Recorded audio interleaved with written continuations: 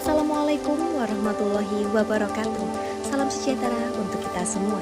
Puji syukur atas nikmat Allah Subhanahu wa taala yang telah dilimpahkan kepada kita sehingga pada kesempatan kali ini kita dapat berkumpul dan belajar bersama dalam keadaan sehat walafiat.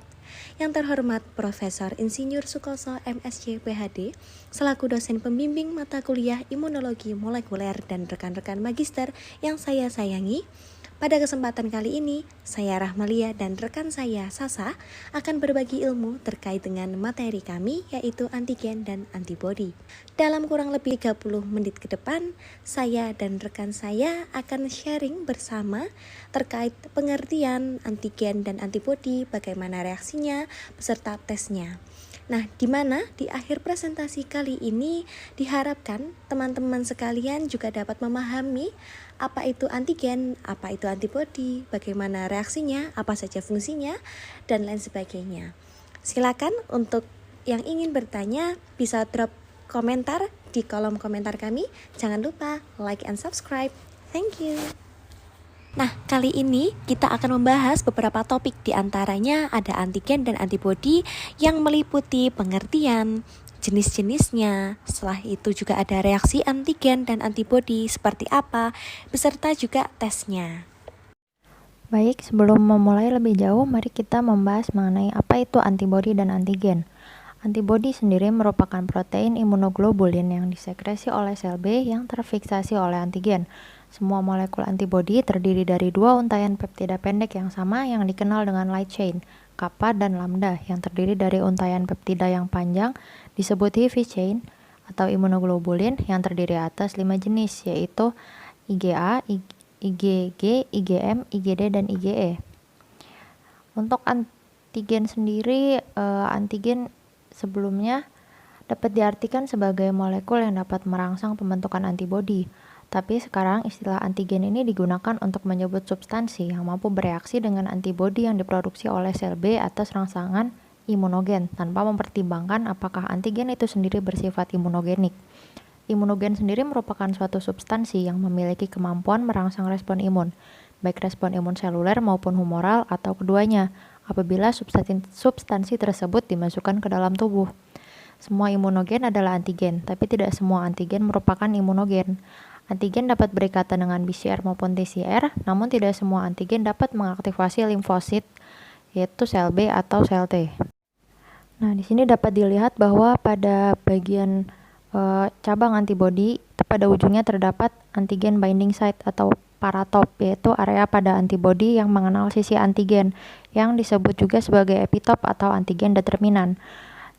Epitop sendiri merupakan area yang dikenal oleh antibodi atau satu sisi atau bagian dari antigen yang mempunyai sifat spesifik dan dapat berikatan dengan bagian spesifik dari antibodi.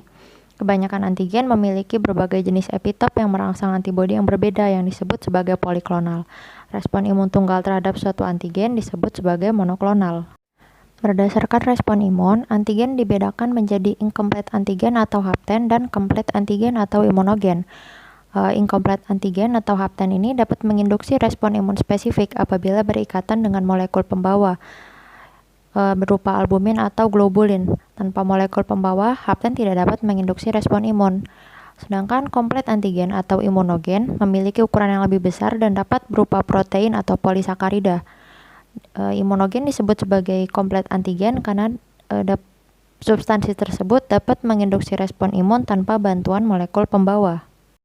Oke, next selanjutnya kita akan membahas tentang antigen berdasarkan asalnya, di mana dia dibagi menjadi dua macam, yaitu ada antigen eksogen dan antigen endogen. Di mana antigen eksogen ini berasal dari luar sel, termasuk permukaan sel, di mana antigen tersebut dapat masuk ke tubuh host atau ikan melalui inhalasi, penelanan, atau injeksi atau penyuntikan. Nah, antigen tersebut akan didegradasi oleh sel APC atau antigen presenting cells, kemudian diteruskan kepada sel T helper melalui major histocompatibility complex type 2 atau MHC2. Selanjutnya ada antigen endogen. Nah, antigen endogen sendiri ini berasal dari dalam sel. Nah, dapat berupa produk metabolisme sel normal atau produk metabolisme sel yang terinfeksi virus atau infeksi patogen intraseluler, di mana fragmen metabolit tersebut nantinya tuh akan dipresentasikan oleh MHC tipe 1 kepada sel T sitotoksik atau CTL, seperti itu. Oke, next kita akan membahas tentang jenis antibodi atau imunoglobin, di mana berikut merupakan gambar penentuan kelas dan subkelas imunoglobin. Nah, dibagi menjadi 5, yaitu ada imunoglobin M, imunoglobin gamma, imunoglobin alpha, imunoglobin epsilon, dan imunoglobin delta, seperti itu. Selanjutnya adalah pembahasan mengenai fungsi dari antibodi, yaitu fungsi yang pertama adalah fungsi inaktivasi, yaitu di mana antibodi berikatan dengan reseptor permukaan dari virus dan mencegah virus tersebut masuk ke dalam sel. Kemudian selanjutnya adalah fungsi netralisasi, yaitu di mana antibodi berikatan dengan toksin yang larut dan menyebabkan presipitasi. Kemudian fungsi induksi, yaitu di mana antibodi merangsang induksi fagositosis, dan sebagai sistem komplement, yaitu di mana antibodi mengaktifasi sistem komplement yang menyebabkan sel lysis setelah serangan mikroorganisme. Umumnya, faktor-faktor yang mempengaruhi imunogenitas dari suatu molekul atau substansi itu sangat kompleks dan sulit dipahami secara gamblang. Akan tetapi, beberapa kondisi tertentu telah diketahui berperan dalam menimbulkan sifat imunogenitas dari suatu molekul atau substansi. Yang pertama adalah keasingan, yaitu sistem imun yang normal dapat membedakan antara diri dan asing atau non-self. Maka untuk menjadi imunogenik, substansi tersebut harus bersifat asing. Yang kedua adalah ukuran molekul. Ukuran molekul merupakan karakteristik terpenting dari suatu molekul yang digolongkan sebagai antigen. Molekul antigen yang berukuran kecil dapat digolongkan sebagai hapten, sedangkan molekul antigen yang berukuran besar digolongkan sebagai imunogen. Yang ketiga adalah kerumitan struktur kimianya. Molekul lipid dan asam nukleat dapat menjadi antigen apabila berikatan dengan protein maupun polisakarida, misalnya lipopolisakarida yang membentuk dinding sel bakteri gram negatif. Yang selanjutnya adalah genetik.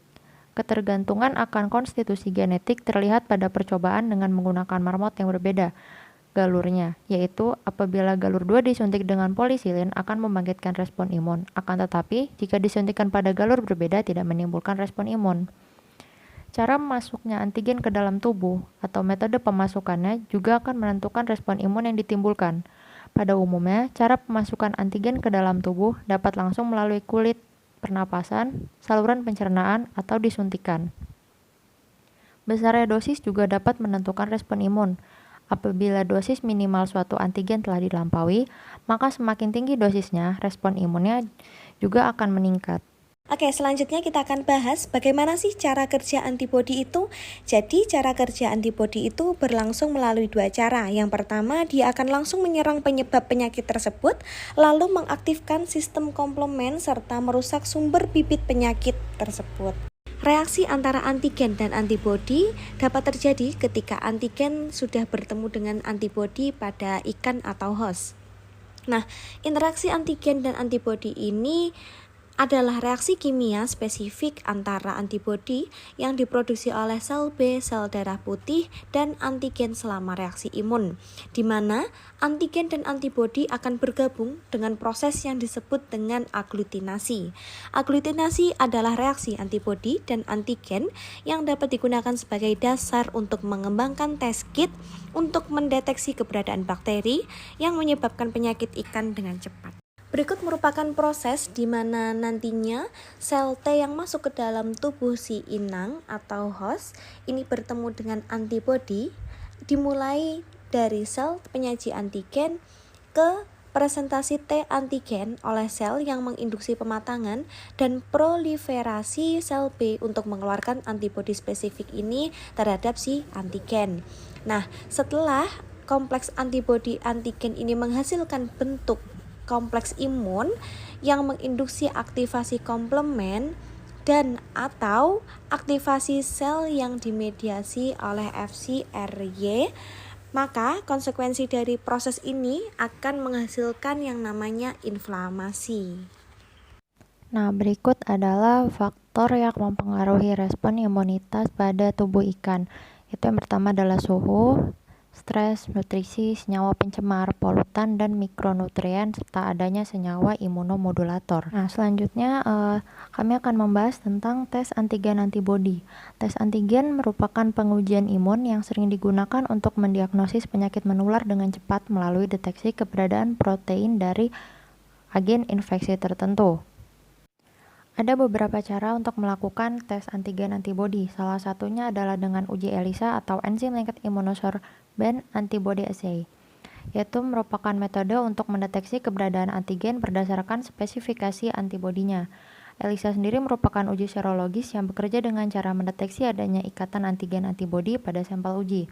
Secara umum, prosedur ELISA diawali dengan melapisi pelat mikrotiter dengan antigen. Kemudian dilanjutkan dengan memblokir semua situs yang tidak terikat untuk mencegah hasil positif palsu atau false positif. Kemudian menambahkan antibodi primer ke sumur, kemudian menambahkan antibodi sekunder yang terkonjugasi ke enzim. Terakhir, reaksi substrat dengan enzim untuk menghasilkan produk berwarna, sehingga menunjukkan reaksi positif. Kelebihan dari uji ELISA yaitu sensitif, sederhana, dan murah. Selain itu, uji ELISA juga diakui dan terdokumentasi baik secara sains dan kedokteran. Kemudian waktu ujinya juga relatif singkat, di mana hasilnya bisa didapatkan dalam waktu 1 hingga 3 jam setelah pengambilan sampel. Kekurangan dari uji ELISA yaitu uji ELISA ini dianggap kurang akurat. Selanjutnya adalah uji aglutinasi, di mana keunggulan teknik ini adalah sederhana, cepat, murah, dan akurat, terutama untuk penerapan di lapangan, dikarenakan dapat mendeteksi langsung dari si organ yang bersangkutan yang akan diteliti, seperti itu. Untuk uji koaglutinasi sendiri, pada studi kasus teknik imunodiagnostik protein A dari Staphylococcus aureus, ini organ sampel dihomogenkan terlebih dahulu dengan perbandingan 1:1 dengan pelarut NaCl fisiologis dan dipanaskan dengan air mendidih selama 30 menit. Setelah itu homogenat disentrifuge selama 4000 rpm selama 20 menit, di mana filtrat atau supernatan sampel diteteskan pada kaca objek dan ditambahkan reagen test kit coagglutination dengan volume yang sama, yaitu 1:1. Nah, pengamatan dilakukan ketika aglutinasi ini sudah terproses, sudah terjadi setelah inkubasi selama 10, 20, dan 30 menit.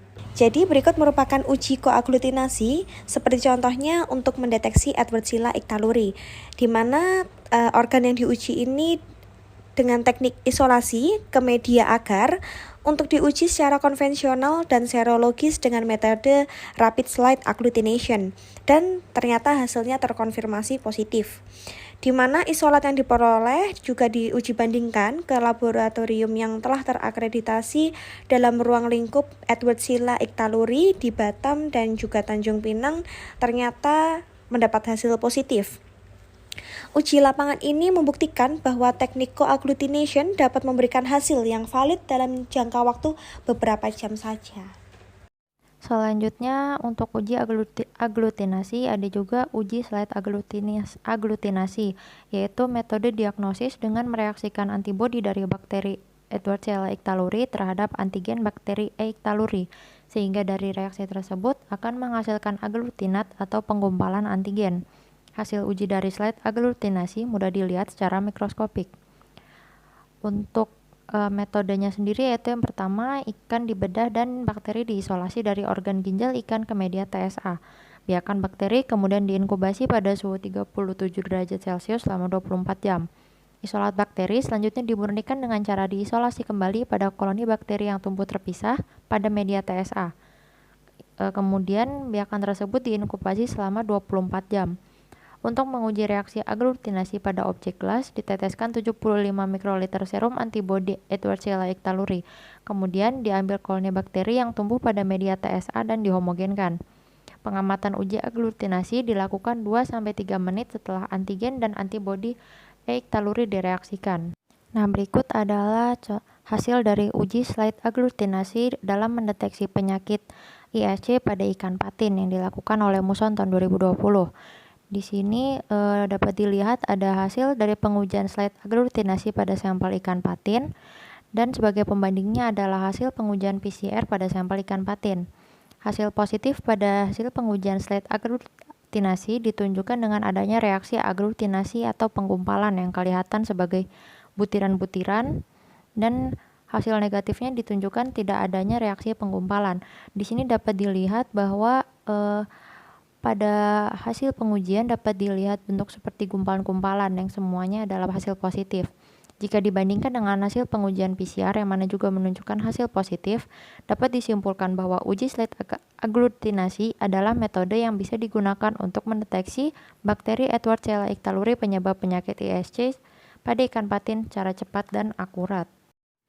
Berikutnya adalah uji agar gel presipitasi atau AGP, yaitu merupakan tes imunodifusi atau tes reaksi presipitasi yang dikenal secara luas sebagai metode untuk mendeteksi agen patogen pada ikan.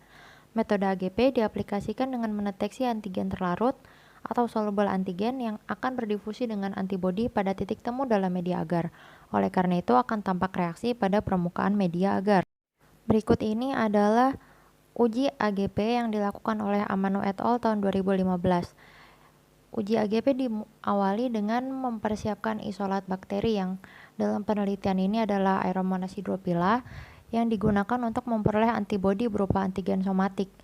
Antigen somatik diperoleh dengan cara pemanasan, yaitu dimasak pada suhu 100 derajat Celcius selama 2,5 jam, dan antigen flagella, yaitu diperoleh dengan cara pembalian formalin. Kemudian selanjutnya dilanjutkan dengan pembuat persiapan media. Dalam hal ini adalah purified agar 1%. Purified agar dituangkan ke dalam cawan Petri atau objek gelas yang ditambahkan 0,1% fenol sebagai pengawet. Dan kemudian agarnya dibiarkan mengeras.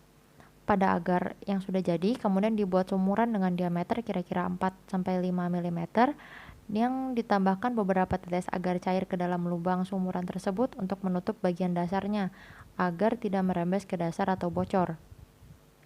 Selanjutnya, isolat bakteri masing-masing ditanam pada media TSA yang dipanen setelah diinkubasi selama 24 jam. Hasil kultur tersebut dicuci 3 kali dengan PBS, kemudian dipanaskan, disentrifuge, dan masing-masing supernatannya dipindahkan ke dalam tabung steril untuk digunakan sebagai antigen terlarut pada uji AGP.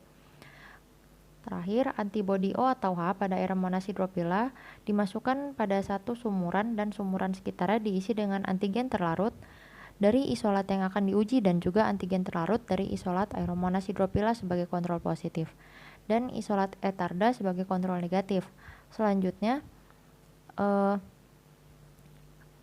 antibodi ini diinkubasi pada suhu 50 derajat Celcius dan diamati setiap 6 jam.